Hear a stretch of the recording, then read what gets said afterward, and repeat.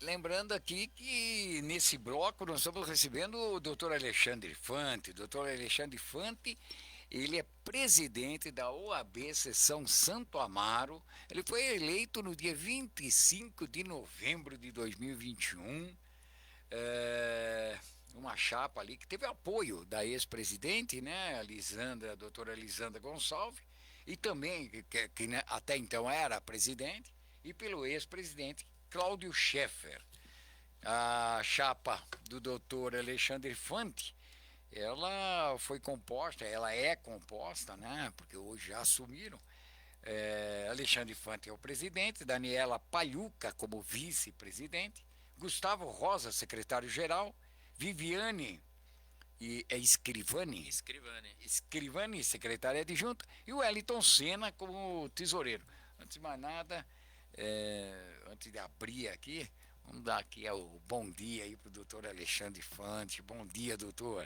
Bom dia, mais uma vez é uma satisfação estar com vocês aqui, né, no seu programa. Então, falar um pouquinho aqui da nossa OAB, da nossa região. Então, é um prazer e uma satisfação estar com você mais uma vez aqui com vocês aqui nessa manhã. E aqui o São Paulino, nosso São Paulino, o Célio Egídio, jornalista, comentarista, também advogado, professor de pós-graduação, né, na PUC também, morador em. Eu gosto de falar muito, eu gosto de lembrar que isso aí tem que ficar marcado, que é para ele não esquecer.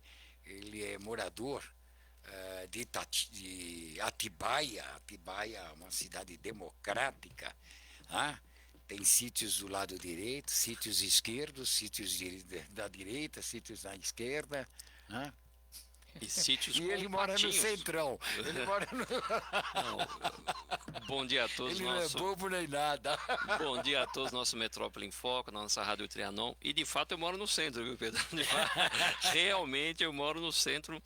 Infelizmente, eu gostaria de falar saudações são paulinas, mas aí já virou agora quase que comum, então não preciso falar, né? Alguma coisa assim do cotidiano. Mas saudações uruguaias não é legal, não. Não foi bom, não. Não, não Não é nem foi bom. venezuelana. Ontem Nem. nós tivemos com um venezuelano, né?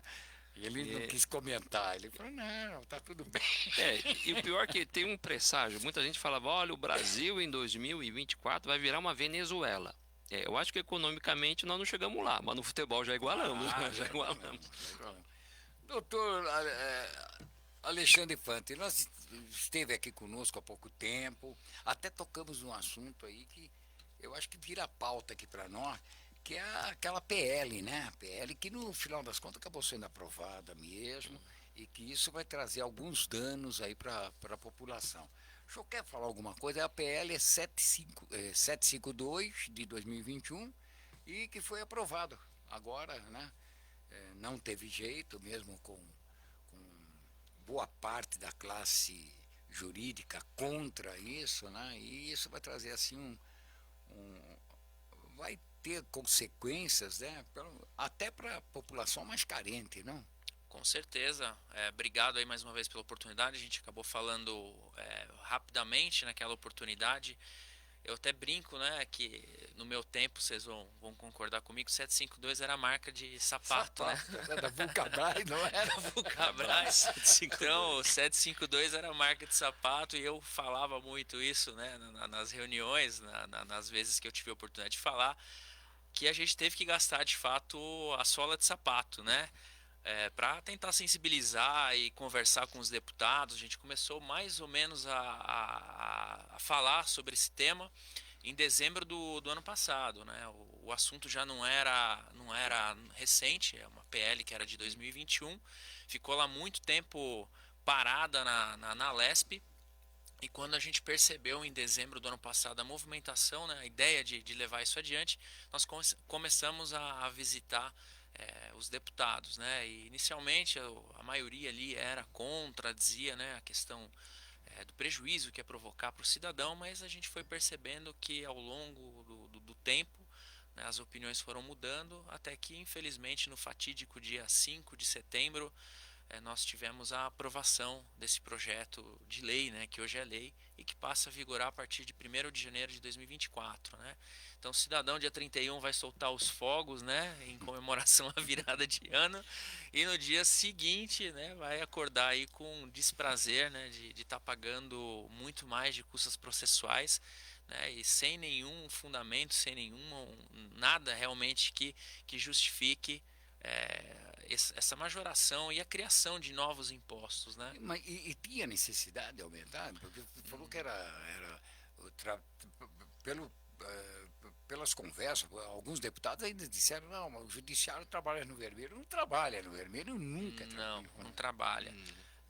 Eu costumo até falei durante a, né, tivemos uma audiência pública realizada pela própria Alesp, teve uma outra audiência pública antes organizada pelo deputado Gianazzi, também que foi levado Sim. o assunto, e aí teve uma realmente marcada que foi das lutas que a gente queria, e a gente trouxe alguns números, né, que realmente não justificam. Você tem aí um tribunal no Brasil que ele representa cerca de 5% do orçamento de um estado, né? Então, o Tribunal de Justiça teve esse ano um orçamento recorde de 15,6 bilhões só nos valores do orçamento, né?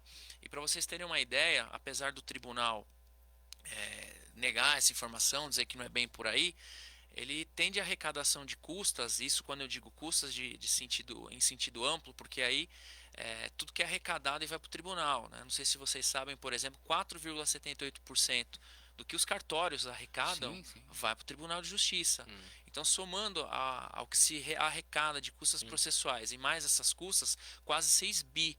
Então, a gente está falando de um tribunal que tem no Brasil um orçamento, né, uma receita de cerca de 21 bilhões. Então, não faz sentido você querer aumentar essas custas, né, aumentar e impactar isso na vida do cidadão, né? E os argumentos realmente não se sustentavam no Tribunal de Justiça, né? Das justificativas do projeto era evitar o litígio, né? Que as pessoas litigassem. Só que assim, o cidadão já vive num estado que você tem uma saúde complicada, precária. Ainda que seja a saúde paga, a gente sabe que as pessoas para conseguir um tratamento, para conseguir um atendimento médico, ela tem que se socorrer do judiciário. Associações que não são contempladas com a justiça gratuita, que às vezes defendem direito dos autistas, direito das pessoas com deficiência, para elas se socorrerem do tribunal, elas precisam recolher custas. Então essas pessoas serão muito impactadas com esse aumento, né? É um aumento realmente muito prejudicial para todos, né? Para o pequeno empresário, para o comerciante que tem lá o seu comércio, que precisa levar à justiça uma demanda tributária. Então não faz o menor sentido com um orçamento desse tamanho. Quem vive de aluguel, às vezes tem Exatamente. dois barracos, vamos dizer assim, Sim. né? E precisa da justiça. Despejinho. Não vai conseguir porque não é que não vai conseguir, mas o custo para ele vai ficar altíssimo e muitas vezes mais vale um acordo que uma boa demanda. É essa a ideia? Quer dizer, aumenta-se Sim. a arrecadação e diminui-se o trabalho. Mais ou menos, É, mais mas- ou menos por aí, porque hoje, não sei se os ouvintes, né, vocês sabem, hoje quase metade dos servidores do tribunal eles trabalham em home office, né? exato. Percebeu a pandemia, mostrou, né, que essa modalidade de trabalho home office, ela é produtiva, e o tribunal percebeu, né, realmente que a produtividade aumentou. Eu até brinco, né, eu estava com uma liminar aí que o juiz deu a liminar dia 12 de outubro, né, num feriado. Então é algo realmente inusitado e espantoso, né? Da eficiência. Sim. E foi um trabalho certamente de home office, né? Os julgamentos hoje são virtuais, a maioria deles. As despesas, por exemplo, das pessoas consumindo os recursos do fórum, né? Água, luz, material de limpeza caiu absurdamente. Então, Perdão, muitas audiências, inclusive audiências criminais, hoje são feitas e isso daí diminui aquele impacto de transporte, tudo. o funcionário, o motorista, quer dizer, tudo isso que era custa do judiciário deixa de ser custa do judiciário. Deixa de ser custas do judiciário. E hoje o movimento, eu estava até conversando com alguns notários, né? Muitas atividades judiciais estão indo para os notários, como a adjudicação compulsória, uso capião, divórcio, divórcio, inventário, Inventário, ou seja, e eles não recebem recursos do tribunal, né? Eles vão receber, obviamente, os particular, valores né? do particular, né? O cidadão já vai pagar essas custas e eles repassam 4,78% daquilo que for arrecadado para o Tribunal de Justiça, ou seja, o Tribunal de Justiça não presta o serviço e recebe. Terceirizou o serviço, Terceirizou. mas com monopólio. Né? Eu vou ficar quieto, Agora, que eu pensei numa coisa. eu já vou falar, Pedro. Como a gente pode falar, o doutor tem as restrições. Como a gente está na condição de jornalista, dá para falar. Pedro, eu fiz uma conta de padeiro aqui. Isso para o nosso ouvinte, de acordo com os dados que o doutor não passou. Fazendo uma conta de padeiro, cada paulista e paulistano paga R$ 500 ao ano para o judiciário. R$ 500. Porque, de alguma forma, mesmo sem utilizar, ele está pagando os 15 bi do orçamento e, de alguma forma, ele está pagando os 6 bi aqui de custas, etc. Então, o nosso paulistano hoje, ele, numa conta de padeiro, estou falando, precisava calcular melhor, ele paga aí R$ 500, ou seja, o custo do judiciário para nós, né, paulistas e paulistanos, é de R$ 500. Então, isso é um ponto. Se a gente tirar aí os 6 bi das custas, a conta sobe. Então, vamos lá.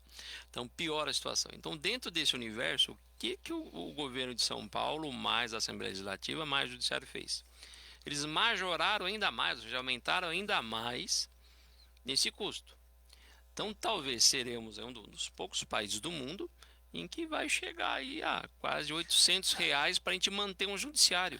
Eu acho que é o judiciário mais caro do mundo, Pedro. E hoje muita coisa, né, doutor? Eu gostaria até que o senhor falasse aí. Hoje é muita coisa judicializada. Sim. Né? Parece que qualquer tipo de questão parte para a justiça, né? E com isso é lógico que vai se ganhando cada vez mais. E até porque você não tem começaram, eu lembro que ano retrasado, um pouquinho logo depois da pandemia, aí, daquele caso da pandemia, começou a aparecer os tribunais arbitrais, esses negócios todos, que era para dar uma solução, para resolver. Mas parece que não vingou muito, eu não sei, a população não conhece isso, também não acredita muito nisso, né? Enfim. Esse povo mais carente, segundo a Alesp, né, a Assembleia Legislativa, diz que eles podem se utilizar da justiça gratuita, esse povo mais carente, vai ser fácil utilizar essa justiça gratuita ou vai complicar? Vai ter que mostrar mesmo que não é nem pobre, mas miserável na acepção da palavra, é isso? Pois é, antes de até falar desse tema, você trouxe um argumento que o tribunal usou, né, dizendo que, aliás, não só o tribunal, como os deputados utilizaram, né, que era necessário aumentar o custo do judicial, justamente para que o cidadão que não utiliza o tribunal não arcasse com essa conta, o que a gente sabe que não é verdade, vai arcar de uma forma ou de outra. Então eles diziam, olha, a gente precisa tirar 300 milhões, 350 milhões do que o Estado suplementa anualmente para o Tribunal de Justiça através do aumento das custas, porque isso a gente vai colocar na saúde, vai colocar na educação, né? Sabe que isso nunca vai acontecer. Pois é, eu até quando eu ouvi o deputado falar isso no microfone, né? Eu ouvi assim até aquela musiquinha, né? Somewhere over the rainbow. Eu falei, ele tá vendo o que no fim do arco-íris?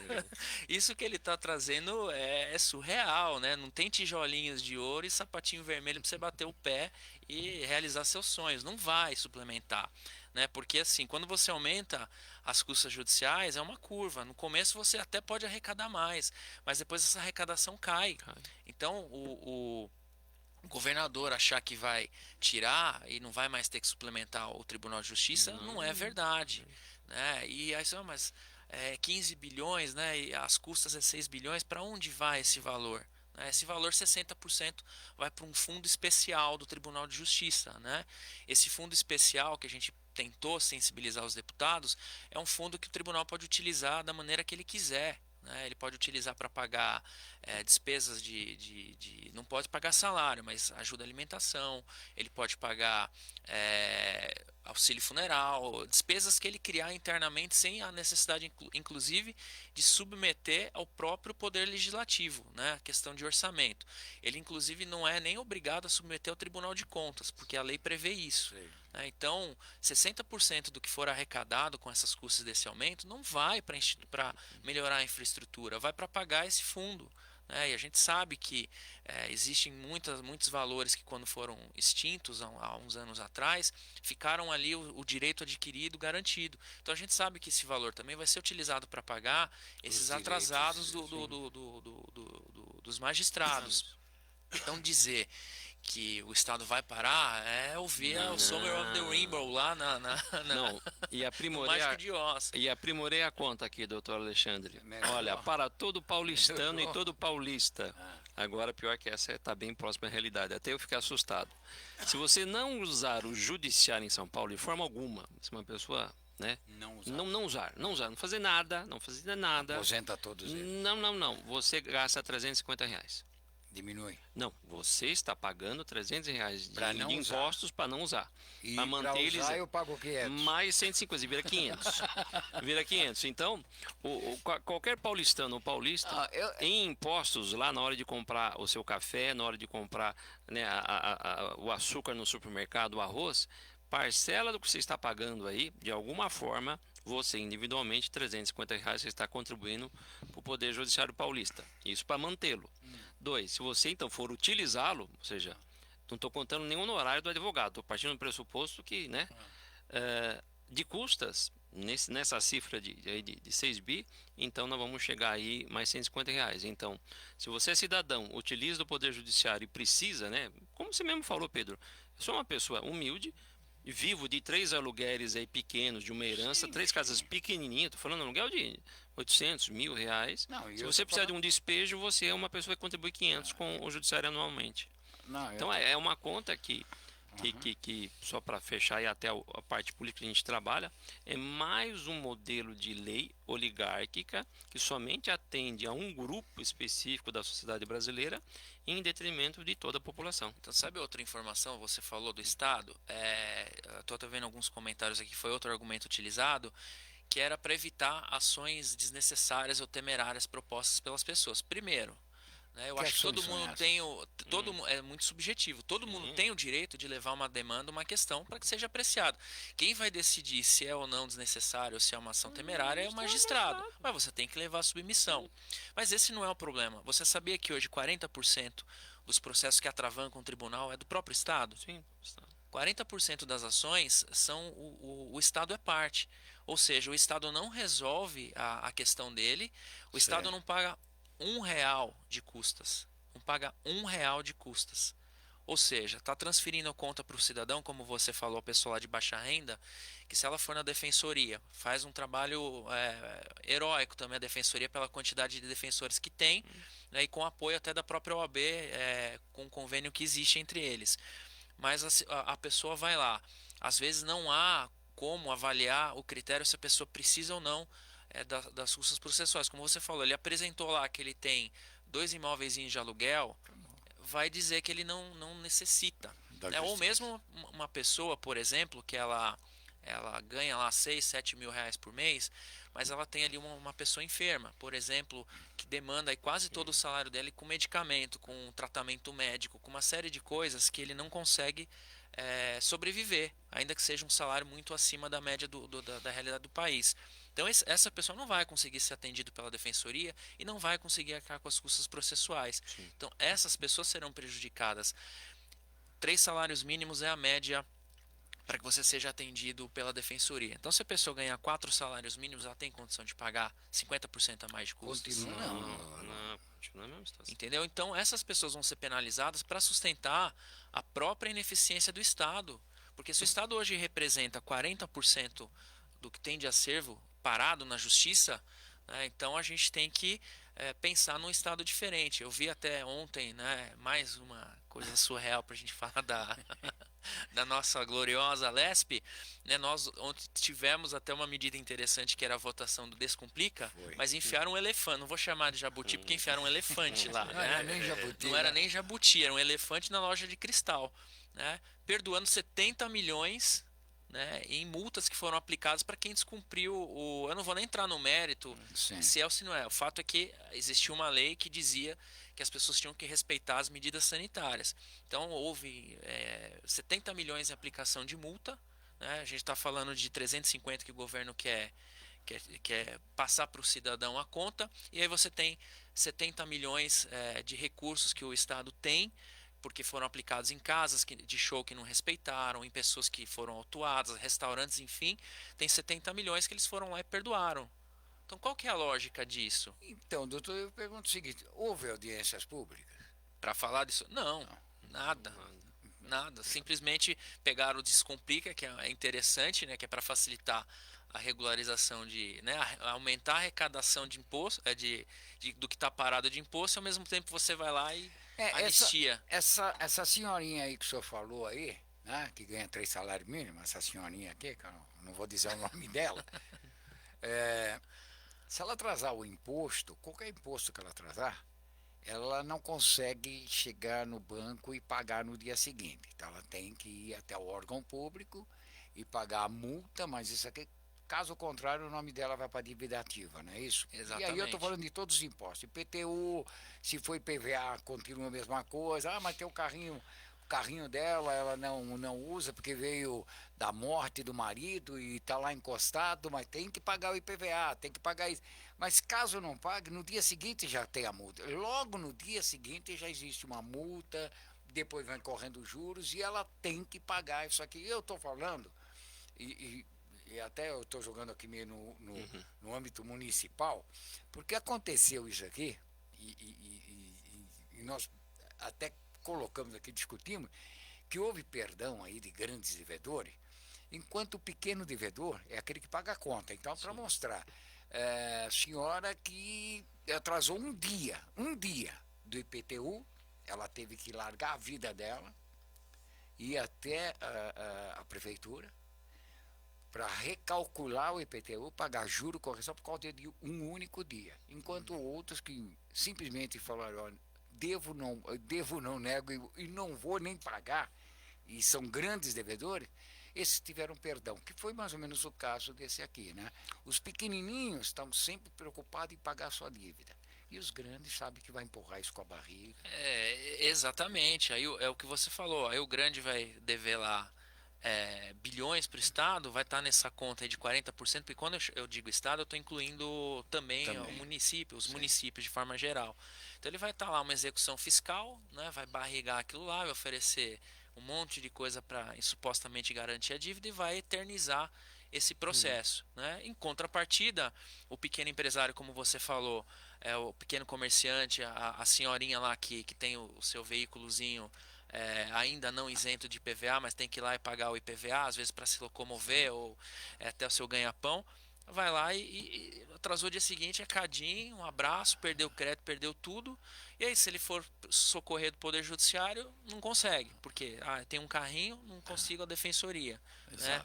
Eu pagava aqui 10 mil no valor de uma ação, vou ter que pagar agora 150 de custas, mais de custas, né? Tirar do meu orçamento. Então, a verdade é essa, o cidadão está sempre pagando a conta. Sim, nesse exemplo, Pedro, da senhorinha aí, que tem as 3 casinhas e ganha mais um salário mínimo de INSS. Não, essa aqui, eu voltei nas minhas 3. Não, a do doutor Fonte ela ganhava só 4 salários. Não, essa aqui é a prima dela. A prima dela, ela tem 3 casinhas de aluguel, 800, 900 reais, e ganha mais um salário mínimo de INSS. Ela já não está apta à defensoria. Então ela vai ter que pagar custas. Olha só o quadro. Ela é dona daquelas casinhas pequenininhas. Sim. Só que como ela não está recebendo aluguel e precisa despejar, ela precisa da ação. Se ela precisa da ação, por quê? Para despejar e para conseguir alugar novamente. Só que a pessoa também deixou de pagar o IPTU. Então ela vai ter que pagar o IPTU. Sim. Só que ela ganha E não 3, tem- 4 salários mínimos. Aí posso trazer uma Gente, notícia mais sabe, triste pra ó, senhorinha? ó, Ela tá olha, sentada. a prima dela tá Vende as uma casas, Tá gente, sentada. Ela não. tá, senhorinha, senta agora que eu vou te trazer a notícia ainda mais triste. Nossa. A senhorinha pagou, né, 1,5% para entrar com a ação. Ela tem que Né? pagar Ela pra pagaria entrar em 1%. Aí ela vai ficar lá anos com o processo dela, né, tramitando. Aí vai sair finalmente a sentença e falar: meu senhor, glória a Deus, eu vou conseguir receber o meu Glória a aluguelzinho, Deus. né? Agora vai, agora vai. Com esse projeto de lei, a hora que ela for executar a sentença, paga mais 2%. Tem mais 2% de execução. Mais 2% para fazer o cumprimento de sentença. Algo que ela não pagaria, porque ela já recolheu para o Estado 1,5%, 1% ela recolhia. Então ela já pagava para ter essa prestação jurisdicional, para depois de 2 anos o processo tramitar, ela conseguir finalmente, 2, 3 anos, né? Porque se a parte recorrer vai levar isso, né? E de repente se alguma coisinha ela não ganhou, a questão de 3 anos atrás eles subiram de 2 para 4% o valor das custas para recurso. Então vamos imaginar que ela pagou mais esses 4 para recorrer. Então ela pagou 1, pagou mais 4, ela já pagou, né, agora 1,5 mais 4 mais 5,5%. E a hora que ela fala, agora vai, né, vou receber o meu dinheirinho, né, do meu aluguelzinho que eu não recebi. Aí o advogado vai chegar para ela e falar, olha, deixa eu te contar um negócio, agora a senhora tem que pagar 2% antes. Aí ela fala, mas antes, coisa que não existia. Ela já com tudo que ela tinha pago ali para chegar naquela gloriosa sentença, finalmente veio a minha sentença, né, ela vai ter que pagar mais 2%. Por quê? Porque o Estado sabe que de todas as execuções de sentença, 14% as pessoas recebem.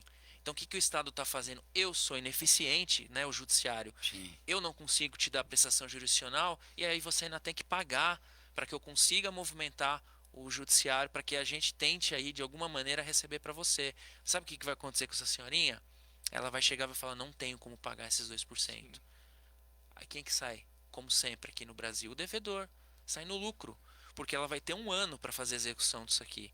Se ela não fizer em 1 ano, esse processo simplesmente vai começar a contar o prazo para prescrição intercorrente, ou seja, ela vai perder o direito dela.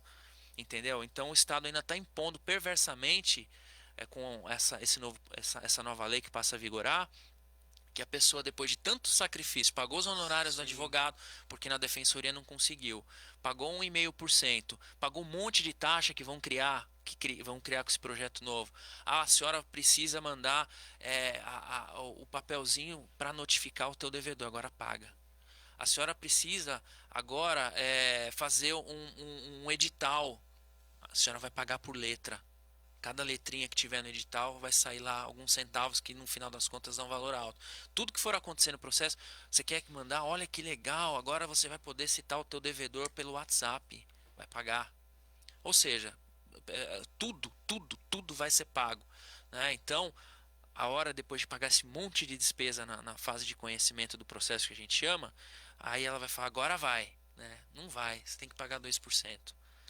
Doutor, Tá, só e pra- não garante. E não garante o resultado. O Estado não garante que elas receba, né? Não garante Ela vai pagar, 14% mas não- de tudo que entra. Então, Doutor, o senhor não acha que isso daí, vamos lá, foi fazendo uma discussão aí paralela, não promove um modelo, digamos, de impunidade? Impunidade não, estou falando na esfera das relações negociais. Mas eu vou celebrar o contrato e não vou pagar, porque ela vai ter uma grande dificuldade de me executar. Isso não gera um descontrole social, um problema até de ordem pública, porque a gente está criando um modelo em que, se a pessoa descumprir alguma regra social, alguma regra que eu falo contida em um contrato, ela não será penalizada, porque a pessoa que deveria promover essa penalização, que é o particular, ele não vai promover porque ele não vai ter dinheiro para entrar com a ação, literalmente. O caso da nossa prima, da amiga do Pedro, ela fala assim, bom, eu não consigo tirar ele de lá, eu não tenho condições, e já chegou da execução fiscal da prefeitura para eu pagar O IPTU, o que era para a IPTU, pessoa que era estar pra pagando. pagando. Então acho que eu vou pagar o IPTU e vou conversar para ele sair. Isso não promove uma impunidade, Totalmente. digamos, entre aspas, uma impunidade? Totalmente. Até foram alguns exemplos que alguns deputados falaram lá na plenária, né, no momento de usar a palavra isso, né, vai proporcionar ou a impunidade ou a justiça com as próprias mãos. olha, O cidadão sim. não. o Fernando Lourenço está colocando aqui que ele acredita que o objetivo é forçar a conciliação e desafogar o judiciário de ações absolutamente desnecessárias. né? Foi esse o argumento que o tribunal utilizou, né? Mas é o que eu falei, o desnecessário, Não é quem a vai reis, decidir é o juiz. A gente não pode, no âmbito do subjetivismo, né, dizer que é desnecessário. O que que é desnecessário para você? Para mim, Exato. desnecessário é ver você comemorar o título do São Paulo. Sim. É. Né? Agora, para Não, mim, não fala não. nada. Para você é necessário. Então, quem tem que Para mim é decidir se é ou necessário mostrar não, aqui os 51. exatamente. Então, O é um Fernando Moraes está absurdo. falando Um aqui absurdo esse argumento. que o deputado Jorge Wilson, que é o xerife do consumidor, veja bem, é xerife do consumidor, em sua entrevista, justificou o orçamento, o aumento das custas, comparando com custas de São Paulo com as custas de outros estados, né? E aí ele coloca, ora, o deputado, né, os deputados ganham para representar o povo de São Paulo, tá? E ele pergunta, eles ganham para comparar, não, o que é pior, com as custas de outro estado? Quer dizer, eles ficam justificando porque eles estão aqui, tem que olhar para o estado para que eles foram eleitos.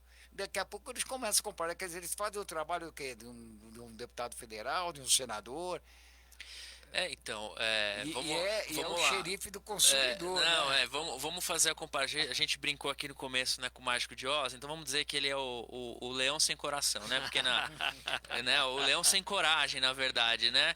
Porque na história, né, o leão era o xerife lá, né? Então ele era sem coragem. E ele não teve coragem de defender o povo de São Paulo e defender o consumidor, que é a bandeira dele, né? Então comparar realmente é totalmente infeliz, porque a gente mostrou em números que é mentira, é uma falácia dizer que o Tribunal de Justiça do Estado de São Paulo é o mais barato, é uma falácia e brincar com os números. O tribunal ele utilizou esse argumento, mas o que ele colocou? Ele, obviamente, ele diferenciou custas processuais de taxa judiciária, né? Porque custas processuais Sim. você recolhe no início e a taxa judiciária, aliás, a taxa judiciária você recolhe no início e as custas processuais são aquelas que ocorrem durante a fase de conhecimento. Muitos estados, quando você distribui o processo, eles cobram todas essas tarifazinhas que o estado de São Paulo cobra à parte, cobra já com a taxa judiciária, quando você dá a entrada. Então você já prevendo todos os atos processuais. Então se você pegar na fase de conhecimento, a gente trouxe esse número, tudo que você vai pagar para chegar numa sentença é o segundo estado mais caro do Brasil. A maioria dos estados, eles têm teto, né? O estado que tem o valor mais alto de teto não chega a 50 mil reais. O estado de São Paulo tem 108 mil reais hoje como teto. Então você querer dizer que é mais barato não é uma verdade. Outra situação que outros estados não têm, todo ano as custas processuais, as taxas judiciárias do Estado de São Paulo sobem, porque elas são atreladas ao FESP. A UFESP todo ano ela sobe acima da inflação, inclusive. Então, quando o tribunal diz não temos um reajuste de custo, mentira, tá? Porque tem todo ano. A maioria dessas despesinhas elas são estipuladas em UFESP. Então, por exemplo, o agravo vai de 10 para 15, Sim. o FESPES, e sobe todo ano. Né? O mínimo hoje que é 5 FESP sobe todo ano. Então isso dizer que é mais barato, a gente demonstrou com números, que é uma inverdade, é uma falácia. Né? E outra, para não perder só esse raciocínio, lá nessa audiência pública, olha que engraçado. Eles estavam comparando com outros estados, aí eu tive a oportunidade de falar, aí eu disse assim, perguntei, né, para as pessoas presentes, onde tem o maior IDH no Brasil, né? Em desenvolvimento humano. Brasília. Legal, Brasília. Renda per capita, maior do que São Paulo, maior do que a maioria dos estados. Sabe quantas vezes é mais caro recorrer aqui do que em Brasília? 10 mil vezes mais caro recorrer em São Paulo. 10 mil vezes mais caro. Então, a gente tem que comparar, não comparou estado por estado? Eu trouxe esse argumento, aí o desembargador que estava representando, falou, mas não podemos comparar estado. Falei, como, excelência, não pode comparar estado com estado? Vocês estão comparando estado com estado? Aí estou te trazendo uma informação que é quase 10 mil vezes mais caro recorrer em São Paulo do que em Brasília, porque Brasília, o valor do recurso não chega a 80, 90 reais, não me recordo aqui o número, e aqui em São Paulo você chega a gastar até 108 mil reais para recorrer. Então como é que a gente não pode? 108 mil reais. Então por que a gente não pode comparar? Aqui vocês trazem um monte de planilha dizendo que é o estado mais barato, e quando eu digo, mas lá é Justiça Federal, eu falei, não importa que é Justiça Federal, presta o mesmo serviço, presta o mesmo trabalho. E entre todas as espécies de justiça federal, trabalhista, civil, o estado de São Paulo também é a justiça mais cara. Ela consegue ser, para recorrer aqui, mais cara do que no trabalhista. Só que a diferença é que no trabalhista, o valor depois vai para o trabalhador. Aqui não, se você ganhar, por exemplo, um processo. Eu tenho um caso aqui, assim, esdrúxulo. É um ex-síndico de um condomínio entrou com uma ação pedindo 60 milhões de indenização por dano moral porque ele foi destituído pelo condomínio. E conseguiu justiça gratuita. Olha que maravilha, né? 60 milhões, Só que o condomínio não tem. Então, se a gente eventualmente precisar recorrer disso aqui, a gente vai pagar 110 mil reais para recorrer. Entendeu? Aí a gente vai fazer a execução da sentença. Primeiro que não vai, porque ele tem justiça gratuita. E esse valor não vai voltar para o cidadão, como acontece no trabalhista. Se a empresa ganha o processo, o valor que é altíssimo para recorrer na justiça do trabalho volta para a empresa. Se o trabalhador ganhar, vai para o trabalhador. Aqui vai para quem? Para o Estado. E aí eu vou tentar fazer a execução, eu tenho que pagar mais 2%. Né? Vamos imaginar que o cidadão tivesse aí, não tivesse a justiça gratuita, eu vou recolher mais 2% para receber aquilo que eu gastei de 110 mil reais de custos e não tenho a prestação do Estado. Agora, o doutor ele deu o exemplo do mágico. O doutor ele deu o exemplo do filme Mágico de Oz, né? E eu estava tentando lembrar desse filme, que tem alguma coisa que me saltou os olhos desse filme, não o filme em si. O Homem de Lata. Não, não só o Homem de Lata. Os bastidores desse filme, depois foi apurado, né? E acho que é bem parecido com os bastidores do projeto de lei. Foi um dos filmes que mais teve assédio e agressões físicas na história do cinema à época. Então, talvez aí o doutor, não sei se ele sabia desse dado, mas o doutor colocou aí o filme é pertinente porque a gente tem, né, o xerife sem coragem, né? A gente tem o Homem de Lata, que é o governador que sancionou, que não tem coração, e a gente tem o deputado que fala que vai pra saúde, que é o sonhador, que é a Dorothy, né? Então a gente tem aí todos os personagens encarnados e os aí. Bastidores com assédio e violência. O Leocádio aqui, ele perguntou o seguinte: dos 94 deputados, quantos votaram a favor, quantos votaram contra? Dos 94 deputados, a gente teve, foram 84 que estiveram presentes, né? Nós tivemos 29 votos contrários, né? Nós tivemos uma abstenção. E o resto foi todos os votos favoráveis. Foi o que eu falei, né? A gente publica, tá sempre lá, até fixado no meu perfil no Instagram, né?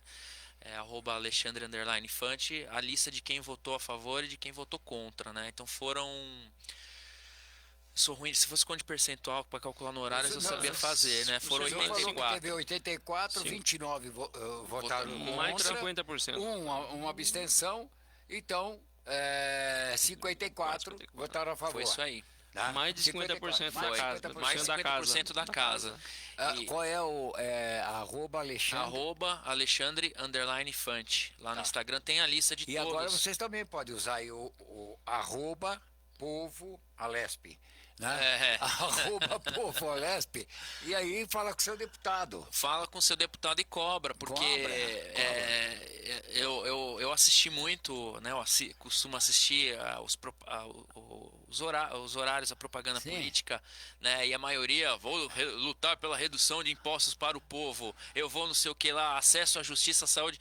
Então, hora de votar e assistir, eu gosto de pessoas, né? Então, hora de assistir, vai lá ver em quem que o seu deputado votou, né? Exato. Se votou, se é o xerifão do consumidor, né? Se é o que representa, enfim, a comunidade A, a comunidade B, né? Então teve poucos deputados da base do governo que votaram contra o projeto. Foram muito poucos, né?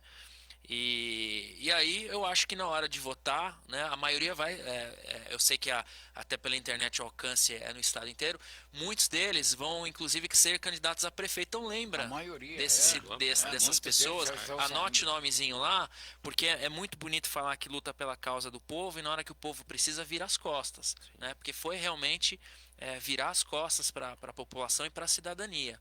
Né, foi um golpe muito duro contra aqueles que colocaram lá. Ah, Eu tenho uma pode- pergunta, Pedro. Bom, doutor, é um fato, né, absurdo. A sociedade ela tem que conhecer, né, esse aumento, né, vamos falar assim, em termos gerais, de impostos na costa dela, né, no momento que ela vai propor uma ação junto com seu advogado.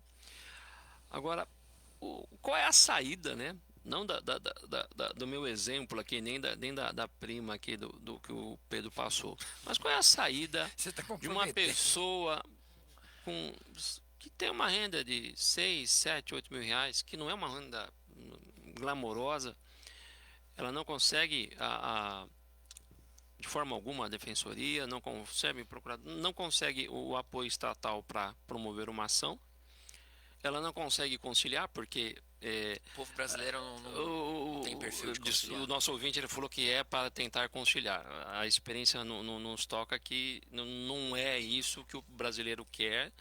É só fazer uma estatística hoje do Sejusques aí o quanto que tem sucesso, ela é mínima. Porque o brasileiro ele concilia antes, ele não busca o advogado ninguém, ele concilia entre a pessoa. Aquela famosa batida de carro, ó, eu pago o seu 10 mil e se acertem lá. E qual é a saída, né, dessa pessoa que não tem uma alta renda, tem uma renda ali bem apertada, 3, 4 salários mínimos, e tem que, de alguma forma, propor uma ação? O que ela faz, doutor? Que seria a solução para essa pessoa aí? Estou falando do ouvinte, ele está lá, ele está emparedado, né? Aí, eu como advogado, como estudioso do direito, o que você poderia passar? Falar, olha, para o nosso ouvinte que deve ter, temos ouvintes nessa situação, o que ele faz? Pô, eu não consigo algo gratuito. Eu não tenho dinheiro para pagar um advogado, né? Nem o advogado mais simples do meu bairro, quiçá um advogado de grande escritório. O que eu faço? Além de dar um tiro na testa, calma, né? Tive a oportunidade de mudar de estado. Brincadeira, mas Brincadeira, já que, né, brincadeira. tem estado, né, que são, mas enfim, realmente é uma situação complicada, que é o ponto que você falou lá no início. Isso tudo vai gerar o quê? A impunidade. Né, porque não tem como, a partir de janeiro é 1,5% de custas iniciais, né, cumprimento de sentença e execução dobra, né? Então para você fazer execução que era 1 passou para 2. Então infelizmente a pessoa vai ter que né, fazer uma rifa, né? Vai rifar aquela geladeira, rifar aquele videogame, alguma coisa para arrecadar o valor para poder pagar as custas, porque infelizmente não vai ter alternativa. Se a pessoa não tiver condições e não Não vai atender os conseguir. requisitos, não vai.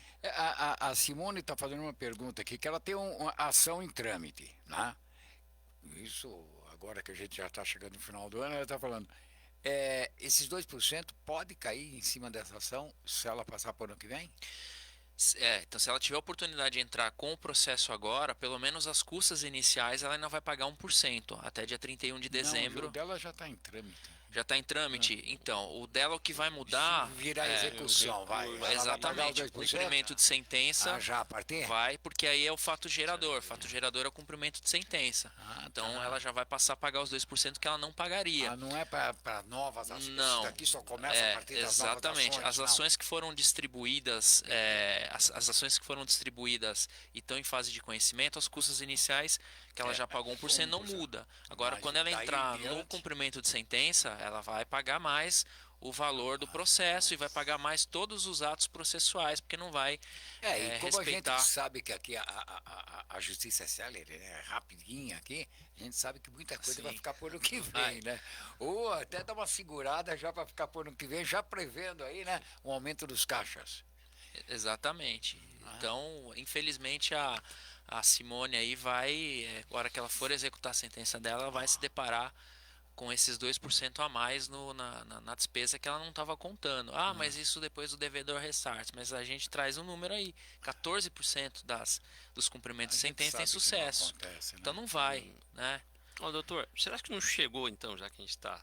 Eu tô falando uma renda de 6, 7 mil, uma renda boa no Brasil, uma renda boa, né? Mais um pouco a gente está da classe dos ricos no Brasil. Ele não vai conseguir pagar custas, ou vai ter um peso dentro do orçamento dele.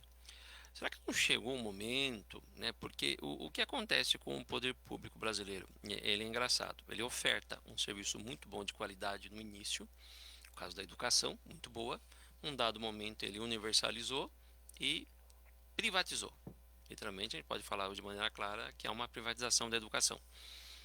Parcela significativa estuda em escola particular de vários níveis, do nível Z a nível A. Aí também no meio do caminho, o Brasil, ele ofertava uma boa saúde com a Santa Casa, ela respeitável, década de 30, 40 respeitável. Aí em um dado momento partiu-se também para uma privatização. Ou seja, hoje nós temos até falou da questão trabalhista, né, dentro de um sindicato tem lá a obrigatoriedade de pagar plano de saúde, é sinal que o SUS não é bom, né? Já a própria lei, os sindicatos, né, o direito em si entende que o SUS não é bom, porque se é um privilégio, é um benefício, né? Então isso descaracteriza o SUS como um elemento importante em termos estatais. Não que não seja, mas caiu para a privatização.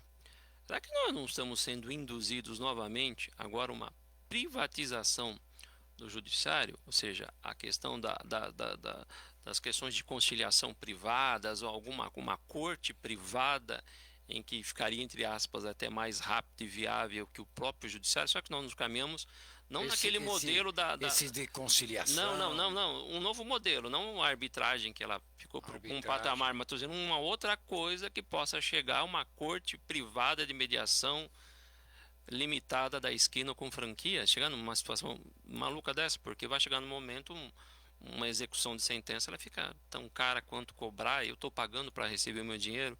O que o senhor acha dessa janela que está sendo criada após 2024? Então, na verdade, é o que a gente falou no início. Essa terceirização já aconteceu, né? A gente tirou uso capião, tirou divórcio, tirou adjudicação compulsória, tirou inventário e passou para o cartório. E o tribunal continua recebendo. Essas instituições aí de arbitragem, etc., né, ainda não tem pelo menos para as pessoas, vou chamar de pessoas comuns, né, que é eu, você, enfim, não tem ainda um entendimento, um entendimento e nem tampouco uma tranquilidade, porque aqui é aquela história, é a natureza do nosso povo. Se a gente chegar numa situação, quem indicou o árbitro foi você, então eu não confio. E aí se tiver uma decisão, o senhor não, santista. Exatamente. O senhor é santista. Eu sou santista. Não, só para saber quem indicou então a arbitragem árbitro. a gente é sempre contra, né? Os árbitros geralmente são contra a gente, né? Então, eu vou desconfiar. Eu vou desconfiar. Vou falar, não, eu acho. Porque se imagina, a gente ouve muito, não, mas aquele juiz, né? A outra parte deve ser amigo do juiz. Já desconfia com o poder judiciário. Se você levar para uma questão privada, a desconfiança vai ser ainda maior. E isso vai acabar desaguando no judiciário. As pessoas vão pedir a declaração de nulidade de uma decisão. É diferente, eu vi aqui recentemente, eu fui fazer uma sustentação oral no Tribunal de Justiça, duas grandes empresas, duas grandes corporações fizeram uma arbitragem, ficaram ambas descontentes e judicializaram a questão. Tanto que durante o julgamento, o desembargador falou que era a ação de maior valor da história do Tribunal de Justiça de São Paulo. Era uma ação de 1,7 bilhões, que foi uma arbitragem que a outra parte que se sentiu desconfortável com o resultado da outra grande empresa, ela buscou no Facebook, não sei o que, tal, que o árbitro jogava a bola com o advogado da outra parte, foi um salseiro. Sim. E aí acabou judicializando. Ação de 1,7 bilhões, gerou honorário de sucumbência que eu queria ser um advogado de 600 milhões, né? Era melhor ganhar na loteria. Então, em situações de grandes empresas, essa questão acabou judicializando. Então, eu acho que para pessoas de comum vai acabar de alguma maneira, até porque aqui a gente brinca, é algo matemático, né? Aqui os acordos no Brasil são feitos para serem descumpridos. As pessoas descumprem. Então, por mais que você faça uma sentença arbitral ali, se alguma parte descumprir, aquilo vai desaguar no judiciário. Entendeu? Então, no meu ponto de vista, resolve muitas situações, mas não é o ideal. Não é o ideal e nem tampouco que seja o argumento que foi utilizado, até citado aqui pelo Fernando. Um abraço. Tem muita gente aí do Alberto Santo Amaro assistindo, que eu já registro aqui os agradecimentos pela audiência e pelo trabalho que fizeram conjunto conosco.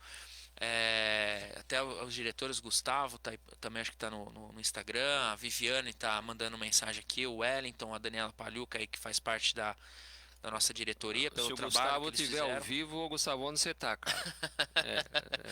Então, Olha, eu tenho Olha, então, Show. Pedro, É, para assistir jogo do Santos, resumo, você tem que pagar pedágio. Mesma coisa tem que judiciária. pagar Para você ter pedágio. uma solução para o seu vai ter litígio, que você pagar vai ter que pedágio. pagar, pedágio. infelizmente, o pedágio majorado do tribunal.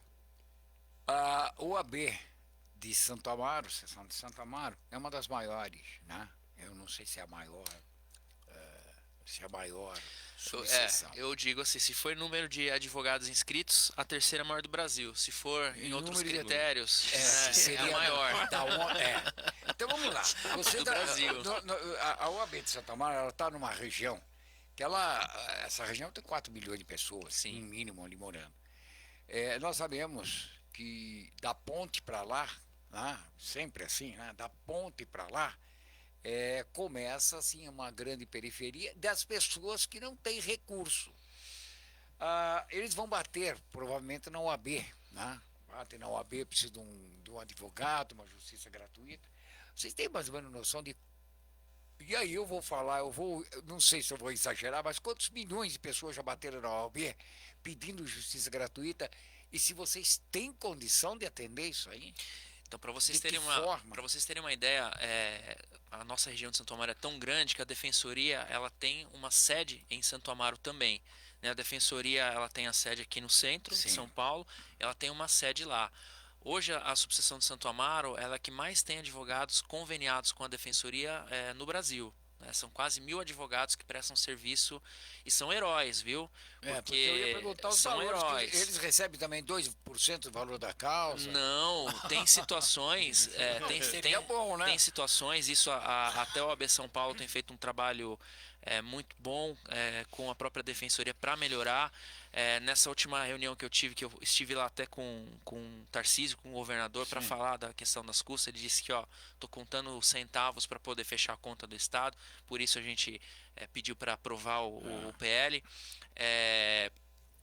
Ele se comprometeu a melhorar, né, para a gente ali, estive eu, a Patrícia Evanzolini, toda a diretoria da OAB São Paulo nessa reunião para cobrar isso do governador, para melhorar, porque tem advogado que fica lá 2, 3 anos atuando num processo e recebe R$ 150.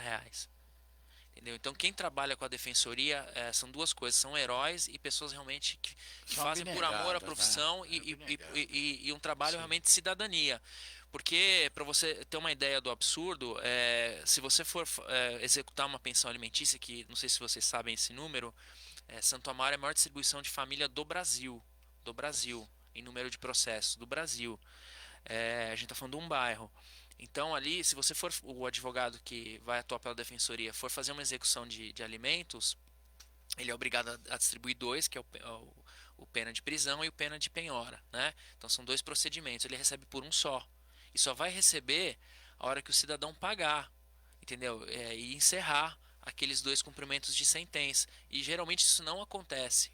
Então, eles recebem valores realmente muito baixos, né? São valores assim aviltantes. Esses valores saem da onde? Sai do Estado. Não. Dessa verba do tribunal, não? Não, se você falar, vamos aumentar as custas para poder disponibilizar, melhorar, lógico. eu seria o primeiro a falar, ótimo, vamos realmente, se a gente Até fatiar. porque você pode falar, olha, melhorando, a gente tem condição também de ajudar Sim, a população carente. Não, e isso, eu lembro, quando a gente fala disso, eu lembro daquele ministro, posso falar o nome dele? Delfim Neto? Que ele fala, vamos fazer o bolo crescer para dividir, né? Mas nem o tribunal falou, vamos fazer o bolo crescer para poder dividir com todo mundo? Não, foi tudo para o tribunal. Então, a gente tem aí um valor que vai para a defensoria e depois a defensoria paga o advogado. A defensoria hoje não dá conta, ela não tem capilaridade de atender todos os municípios do estado de São Paulo. Ela atende 13% dos municípios, os outros 87%, quem atende é a OAB diretamente. Só que esse valor vai para a defensoria, ela tinha um orçamento de 220 milhões o ano passado para repassar para o convênio, ela repassou 130. Ficou segurando 90 milhões lá e não repassou. Enquanto isso, o advogado não consegue receber, fica lá anos recebendo, às vezes manda sua certidão, a certidão volta porque supostamente tem um erro na certidão. Então, o advogado que está lá atendendo essas pessoas, esse cidadão, ele trabalha realmente por amor à profissão, por questão de cidadania, Pena da pessoa que ele pena tá da devendo. pessoa, Quase entendeu? benemerência mesmo, quase Porque benemerência. aí, nesse contexto todo, a gente vê que o cidadão está à deriva, ele não tem nada do Estado, ele não tem saúde, não tem educação e agora não vai ter acesso à É justiça. isso, por isso que eu falei que Ontem- pode ser que surja, não hoje, um outro modelo, um modelo privado, não desse modelo atual, eu escolho o árbitro. Sim. Estilo chegar na farmácia, ó, briguei com ele, ó, você tem que fazer isso, custa tanto, tá, paga. Isso resolve porque vai chegar num dado momento que vejo que não privatizar no modelo cartorário, privatizar, como foi a educação, a saúde, e vai chegar um dado momento e as pessoas Olha, vão a se que arrumar, ponto de que alguma chega forma. isso aí, e eu acho que o senhor tem Mesmo que toda a razão aí. anonimamente. Numa entrevista que nós tivemos aqui com o presidente aí do Instituto do Câncer, que é uma entidade filantrópica sem fins E lucrativos, que vai pagar custas mais caras. 20 mil atendimentos mês, tá? E ele falou, por que que hoje nós somos 100% SUS? Porque quando eles tinham parte do plano de saúde, eles tinham que segurar o paciente, porque o paciente entrasse na justiça para conseguir que o plano de saúde pagasse as despesas. E ele falou, a coisa era bem demorada, porque às vezes você tem coisas aí que é dias. E muitas vezes levava assim 10 dias para acontecer alguma coisa, o paciente, e na hora que chegava a tal da liminar, não tinha mais, a hora que obrigava o plano de saúde a solucionar o problema junto à coisa, não tinha mais tempo. Ele falou, então a melhor forma foi o seguinte, olha só, doutor, diminuíram, acabaram com o plano de saúde, ficaram 100% SUS e a linha de óbito caiu. Então, veja bem, por incrível que pareça, tinha que judicializar a saúde, mas a linha de óbito ficava lá em cima. Quando terminaram, falou, olha, para com os planos de saúde, vamos parar com isso, porque nós não podemos depender do judiciário. Fizeram o quê? 100% SUS e a linha do óbito caiu. Então, E aí? olha a informação que você traz, né? Ou seja, agora, com o aumento das custas, essa pessoa sequer vai conseguir judicializar, né? Sequer vai conseguir judicializar. Então, ou seja, ela não vai ter nem o direito de lutar pela vida, porque quando ela judicializa, ela está lutando pela própria vida. Ela não vai ter condição se ela não tiver o recurso, ou ela vai ter que gastar o que tem e o que não tem para pagar um tratamento particular, porque o plano de saúde não vai cobrir, né? Ou, infelizmente, ela não vai ter nem o direito de brigar pela vida na justiça. Ela vai simplesmente entregar na mão de Deus e fazer a passagem e torcer que seja bem recebida lá pelo Senhor Jesus Cristo, né? Porque, infelizmente, é algo vergonhoso. E você falou um outro detalhe, né? A gente tem um mapa aqui de São Paulo, né, do município. A gente trouxe lá para o tribunal o mapa de calor, né? De quem obtém justiça gratuita na cidade de São Paulo. Tá tudo aqui na região da Paulista, da Pompeia, do centro. Aqui? Pois é.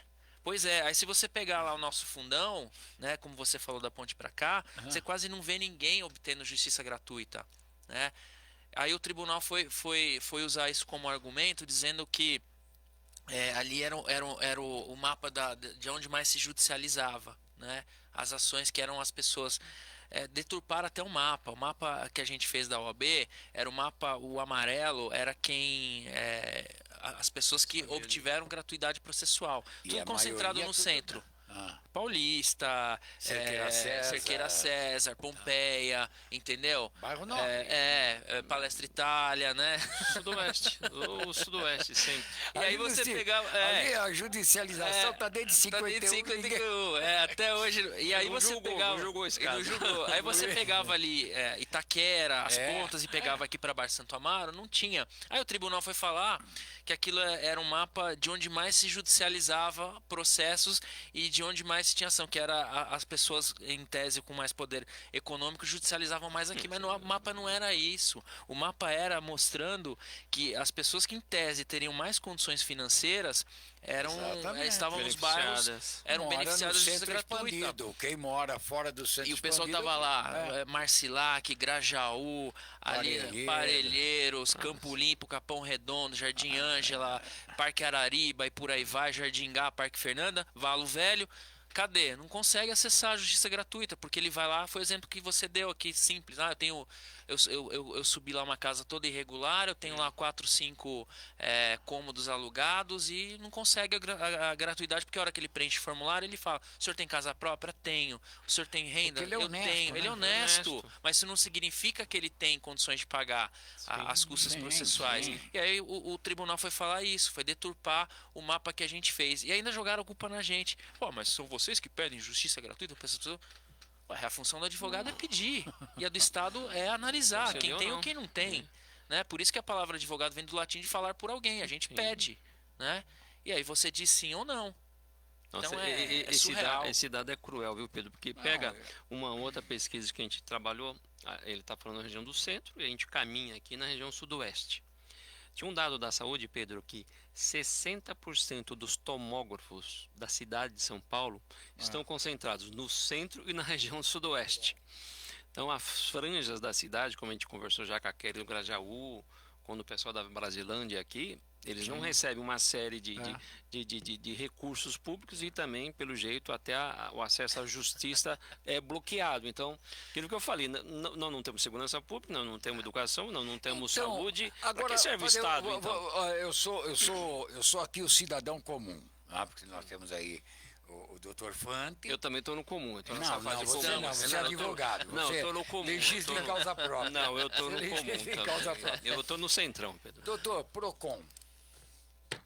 PROCON é a defesa do consumidor, mas eu não quero xerife do meu lado, não. Quero delegado para sabe? Xerife, tô fora.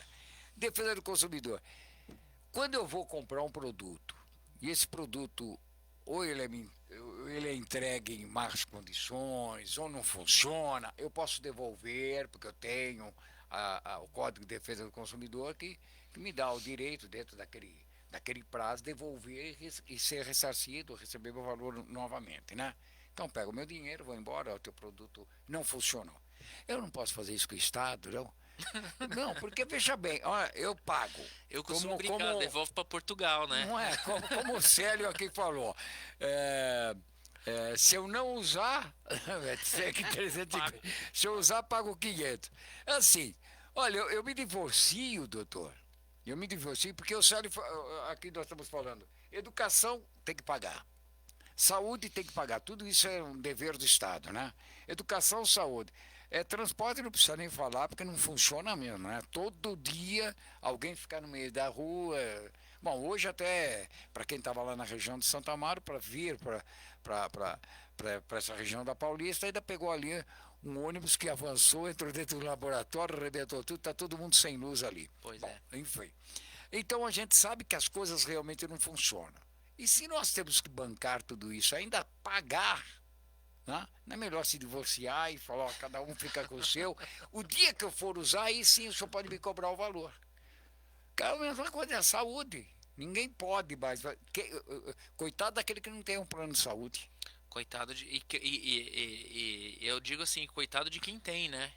Também. Porque quando você precisa, não vem. Né? Você falou, é muito simples. Você pega alguém com uma planilha lá, vai agora, ainda mais com aumento de custas, vamos lá contingenciar. Né? Eu deixo rolar esse tratamento que vai me custar X, ou eu deixo o cara judicializar com a possibilidade de não conseguir pagar as custas e eventualmente que consiga, quanto tempo vai demorar. Então tudo isso vai entrar no que ele falou, vai favorecer quem trabalha com a impunidade.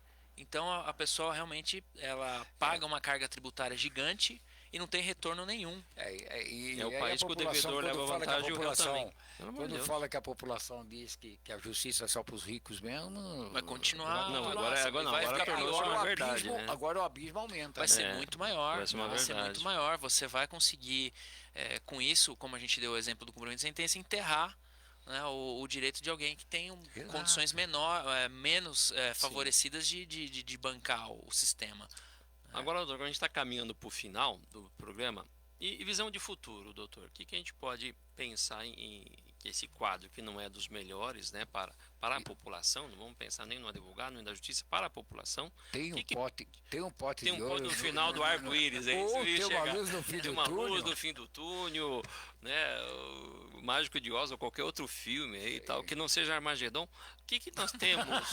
O que nós temos lá no final? O que a gente pode pensar? A população olhando bem acuada, né? Que a gente acabou de falar. Hoje tem que pagar tudo e ainda tem que pagar impostos.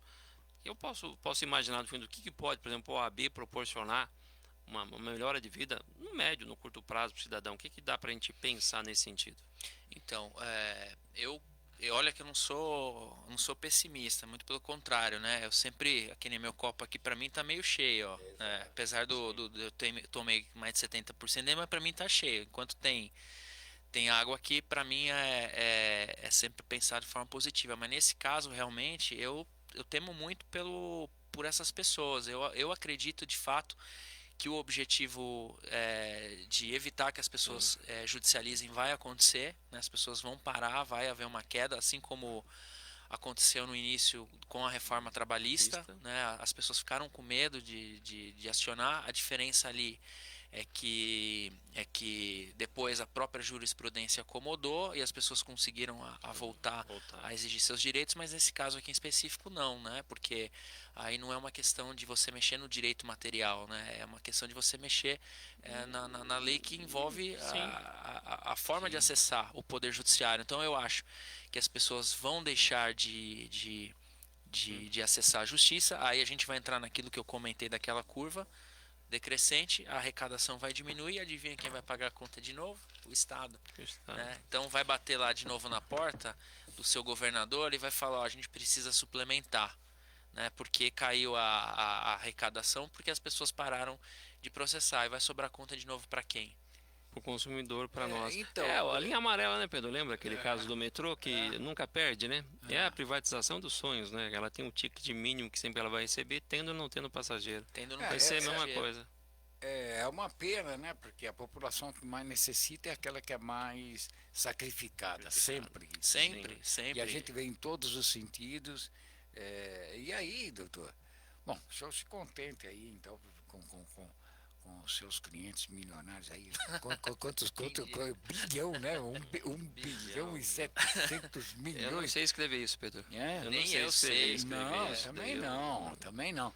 Eu tenho visto coisas aí, mas olha, essa aí superou. Essa aí eu queria ser o colega que, agora que o magistrado falou, olha, aumento, majoro, né, as honorários de sucumbência de 15% para 20% sobre o valor atualizado da causa. 1.700 não era nem o valor atualizado. Olha que atualizar esse negócio. Eu parava de trabalhar. Eu parava de trabalhar. 1%, tava ótimo, só 1,5% para não ter briga. Eu vou pedir para entrar nessa sociedade aí, por 0,5%. Bom, a gente vê aí uns absurdos, né? Saindo da onde a gente menos espera, que é o caso da Alesp, a Assembleia Legislativa do Estado de São Paulo, 94 deputados, todos estão lá, você tem de tudo. Você tem quem vota a favor, você tem quem vota contra, você tem o xerife, você tem o bandido, você tem de tudo. E né? tem advogado que votou. Teu pseudo-xerife, teu pseudo. Bom, enfim, só não tem quem não foi votado. Vamos deixar bem claro isso, tá? Se eles estão lá porque receberam o voto. Então é muito natural e é muito importante que a população fique sabendo disso e saiba o seguinte, ó, eu elegi, eu dei meu voto, eu confiei meu voto, e durante esses 4 anos que o sujeito está ali, não vou nem dizer 4 anos, mas 3 anos, porque é o tempo de você fazer uma análise para não colocar o voto lá de novo, vai 3 anos, já deu para entender o que ele fez, qual é a finalidade dele. Ele quer ser amigo do rei, então vou do lado do governador, quero ser amigo do rei, ou ele quer lutar realmente pela população. E aí, lutar pela população não quer dizer votar contra, certo? Muitas vezes a pessoa vota a favor porque aquilo ele ter argumentos de que vai ser bom, mas tem que ter argumentos, certo? Não tem que, olha, fazer E vamos começar então aqui, porque a gente sabe que ano que vem nós temos eleições aqui na cidade de São Paulo, que também vai impactar uma série de coisas, então nós vamos começar a fazer esse exercício. Um colega da Rádio CBN, que é o Milton Jung, ele criou lá o Adote um Vereador. Né? Não sei se conhece o Adote um Vereador, o Milton Jung, e eu faço parte também lá. É um negócio importante, porque você pega o vereador, não precisa estar votado nele, né? Porque de repente o seu voto foi para o vereador que não ganhou. Enfim, tá tudo bem, mas não importa. Hoje, daqueles deputados que estão lá, o meu deputado não entrou, mas 94 deputados têm que responder sim, claro, pela população de 46 milhões de habitantes que nós temos aqui no estado de São Paulo. Fato. A mesma coisa são os nossos vereadores, que são responsáveis por 12 milhões e meio de habitantes do município de São Paulo. Então, não importa se eu votei ou não, eles têm que trabalhar e estão lá para aquilo. Né? Então, eu acho que um bom exercício é começar por aqui, tá? E gostar. Falar, pô, gostei. Quem votou contra, quem não justificou, quem não me chamou para participar da audiência pública, quem não convocou, veio aqui pedir meu voto, mas esqueceu de me convocar para essa audiência pública. Eu queria saber o que vocês estão votando, porque isso aqui é super importante, mas isso não acontece, né? Não acontece. A audiência pública geralmente acontece num horário e no dia em que a população está trabalhando. Exatamente, perto do horário do almoço, das 10 ao meio-dia. Não é verdade? E geralmente é numa quarta-feira, né? Que é você não foi ir. quarta-feira, justamente, no meio da semana, no né? meio da não é semana. nem na nova sexta, né? Que é na quinta hoje, né? Justamente num momento que as pessoas não conseguem estar, né? E o que você falou eu acho extremamente importante. Para mim, a principal eleição é do legislativo. Sim, né? sim. As pessoas têm que saber em quem elas estão votando no legislativo, especialmente porque a gente sabe que o sistema de votação não é quem mais recebe voto, né? Exato. É muito pelo contrário, né? O que mais recebe voto às vezes leva um monte de tranqueira junto, né?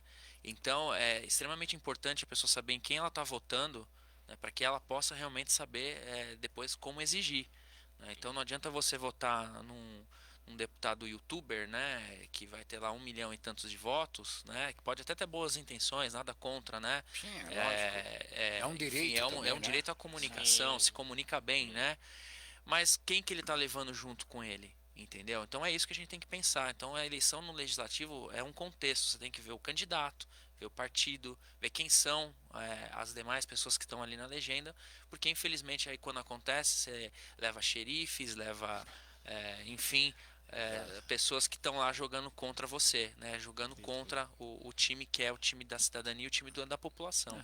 E acaba se deixando enganar, né? Sim. Como estou falando aí, xerife do consumidor, que na verdade, na hora de votar pelo consumidor, ele não vota pelo consumidor, ele vota naquilo que vai deixar ele mais, mais tranquilo. E muito deputado advogado votando a favor também. Né? Eu lembro até o Caio França Janada dizia. Que a gente lotou as plenárias lá. Sim. Vocês da hora deviam caçar o PDC. Não, proibir, né? Porque depois sai de lá vai voltar a advogar, né? Agora, doutor, eu tô com uma dúvida. Eu sei que você vai responder, mas eu preciso ouvir isso, o nosso ouvinte também. Dentro daquelas negociações, eu imaginava também uma contrapartida. Olha, nós vamos aumentar as taxas, mas já um acordo entre o Tribunal de Justiça e o Palácio, nós vamos construir 20 fóruns novos no exterior que estão em situações aí precárias. Nós vamos aumentar realmente o quadro de juízes e de escreventes, tendo novas varas, porque o que a gente observa são varas geladeira, frost lava, passa, sabe? Você chega no juiz, o que é a vara judicial? Não, aqui é família, penal, empresarial e em algumas cidades do interior, principalmente, doutor Fante, elas estão grandes, elas estão complexas, ela tem sede de grandes empresas, ela tem uma população razoável. Houve algum momento esse trato assim? Não, fiquem tranquilos, nós vamos majorar, mas também nós vamos entregar mais serviços judicionais à comunidade. Houve isso? Em momento algum, né, foi falado. Na verdade, para onde vai esse dinheiro? Que é importante a gente registrar também, esse fundo ele foi criado para modernização do Poder Judiciário. Né? Em determinado momento foi se alterando a finalidade desse fundo, que hoje não tem mais nada a ver com modernização do Judiciário. Então esse valor não vai. Então acreditar que a gente vai ter melhoria das estruturas, muito pelo contrário. Eu sou nesse ponto eu sou cético. Eu não acredito que vá melhorar, né? Até porque hoje o tribunal percebeu que o modelo home office funciona, né? Então não faz mais sentido você investir em estruturas físicas, né? Então, infelizmente, eu não vejo que isso vai ser aplicado para a melhoria da prestação de serviço, na melhoria de servidores, de magistrados e por aí vai. Se você for na vara da infância e juventude de Santo Amaro, aquilo é um absurdo, entendeu? Sim. A precariedade, Sim. entendeu? E aí os comentários que você ouve que é o seguinte, o tribunal não aplica recurso, tá? Isso é comentário, não estou afirmando, Sim. mas a gente tem que ouvir as pessoas que falam. É vara que não recolhe custas, né? Então é uma vara que o tribunal não tem um olhar para ela. Né? Então você vê um monte de criança mofando em saicas, né? Em instituições que abrigam as crianças, né? Porque você não tem a pessoa para fazer a entrevista com as famílias, você não tem quem faça os cursos de preparação para adoção, você não tem escrevente para despachar os processos, você não tem magistrado que possa fazer, porque só em Santo Amaro são 52 saicas, né, que é um universo gigante. Você não tem um magistrado que consiga lá fazer as diligências, e é uma vara que não recolhe custas, né? Então não é uma vara que recebe dinheiro do Estado. Então esse aumento de custo, você pode ter certeza que ali não vai ser aplicado, assim como não vai ser na vara da infância de Itaquera, assim como não vai ser na vara da infância do Vila Prudente, de Itaquá, de Poá, você pode ter certeza disso. Então, para essas pessoas que precisam do Estado, esse dinheiro não vai chegar. Eu não tenho dúvida nenhuma com relação a isso. Bom, doutor, estamos chegando aqui no final, só fazer uma pergunta aí. A maioria das subseções, a maioria da OAB paulista, foi a favor, foi contra esse aumento, a maioria. Vamos deixar aqueles advogados deputados, né? Porque eles têm outros interesses, né? Então vamos deixar esses daqui um pouco mais de lado aqui, porque tem deputado advogado, né? Advogado que está como deputado, como também tem jornalista que está como deputado e na hora muda também a sua forma de pensar, a sua forma de agir. Eu vou deixar aí, e eu gostaria de recebê-lo novamente aqui. Eu acho que Santa Amaro tem tanta coisa para falar, mas abrindo também. Mas Santa Amaro, em população, é maior que Berlim, é maior que Paris e é maior que Lisboa. Eu posso falar que é maior que o Uruguai ou fica proibido falar do Uruguai? Não, do Uruguai não, hoje está proibido. O Uruguai é o grande. O Uruguai é o grande. Mas olha, é tão grande, mas tão grande que nós temos aqui como representante o xerife do consumidor. Já que o senhor falou aí no Mágico de Oz, e voltando aí, então vamos animar um pouco mais, usar os desenhos animados. Entre xerife do consumidor, eu prefiro o Pepe Legal e o Babalu. O meu xerife fica sendo o Pepe Legal e o Babalu. Tá bom assim? Boa. A gente leva a coisa a sério, mas leva um pouco no humor, porque senão não vai. Você não consegue. Se não tiver, pelo menos. É isso que faz o povo brasileiro resistir. Né? É o espírito alegre, é o bom humor, né? E o jeito de, apesar de todas as dificuldades, a conseguir achar graça, apesar dos pesares em alguma coisa e conseguir com alegria levar adiante. Porque se realmente você parar para pensar, você desiste. As mazelas, se você começar a analisar muito, a resiliência pelo humor, né? Não tem jeito. Não tem jeito. Tá certo. Doutor Fante, muito obrigado. Fica aqui, ó, um abraço para eu. Tem um monte aqui, só para falar aqui, ó. Gilmar Brito, Simone Augusta, Priscila Moreira, Valéria Cristina, Fernando Lourenço, Jaqueline Moreira, Camila Barbosa, Pablo, Ivone Meira, Ivone Vieira, perdão, Natália, e olha, é sério, de Marco Antônio de Oliveira, Elizabeth, Fernando novamente aqui. Fernando aqui é escritor. Fernando é Fernando, combativo, né? Luiz, o Luiz da revista aí, Ideias da Sua aí, Dione, bom, Célio Egídio, e tem uma série deles aqui, ó, vou botar aqui. Todos eles aí dando os parabéns, falando que o senhor os representa. Isso é bom. Eu tenho realmente muita alegria de estar hoje, né, à frente da OAB Santo Amaro, de poder, de alguma maneira, batalhar, né, fazer valer a confiança que nos deram e realmente estar imbuído, de fato, não só das questões da própria advocacia, como também da cidadania, né, da nossa região. Então eu fico muito contente de poder receber, né, esse carinho, essas mensagens das pessoas e ver que a gente está trabalhando junto com toda a diretoria, com todos os presidentes de comissões lá que fazem um trabalho incrível em diversas áreas ali da subseção e da sociedade. Então a gente fica muito feliz e vê que sozinho a gente não faz nada, né? A gente tem que fazer com apoio de todos, o movimento que foi feito lá na LESP, também com apoio de todo mundo de Santo Amaro e de todas as OABs do estado, foi algo. Eu já tenho aí 22 anos de profissão, para mim inédito, nunca vi o OAB se mobilizar dessa maneira, né, e parabenizando a liderança também da presidente Patrícia, de toda a diretoria dela. Então a gente fica contente quando a gente consegue ver que, apesar de todas as dificuldades, a gente está representando as pessoas que confiaram em nós, assim como a gente esperava que as pessoas que nos representam na LESP também tivessem sendo dignas da confiança que a gente depositou nelas através do voto. Então eu fico muito contente, muito obrigado mais uma vez aí pelo espaço e estou ainda avaliando se a gente consegue um projeto de lei para emancipar Santo Amaro, talvez transformar num país, quem sabe.